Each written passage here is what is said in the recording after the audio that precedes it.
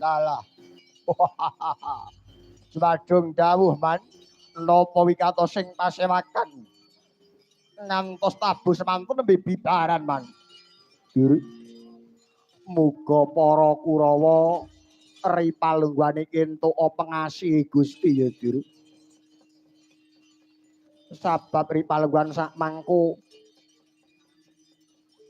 sing nyidra pusaka Kyai Udan Mas sing ndalari grahe Prabu Salya mati ora ana liya ya mung Nakul lan Sadewa. Mula tak perintahke Diri budal nyekel Nakul Sadewa. Mbok mati apa urip bakune temekan praja.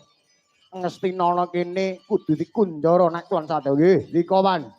Sapa sing ora saguh? Kula sagap aman. Kula iki sagap aman. Yen wis padha saguh mara dina iki mangkata budal dina iki uga. Suratayu wonten dawuh aman. Undang wadya budal dina iki uga digosaken dawuh aman.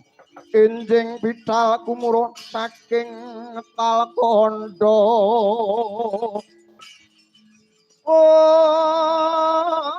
Om ingkang Palakaswa Prabu Sananira Lirik Surya Wadalira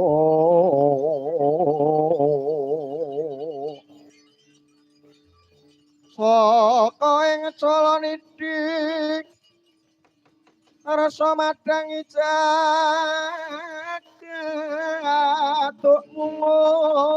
mungup aning sapucak ing wukir mertapak kang sumirat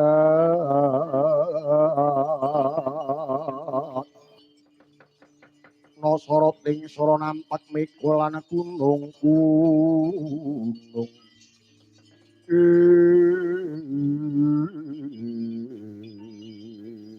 bidaling perwadya bala Cinandra Panayah ngapyarsa swaranipun lir ombake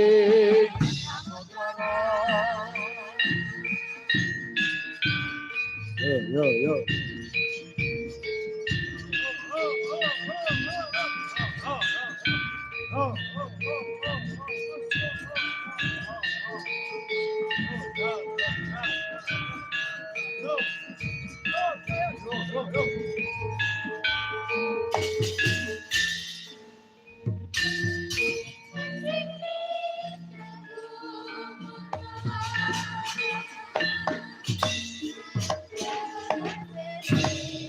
Wah.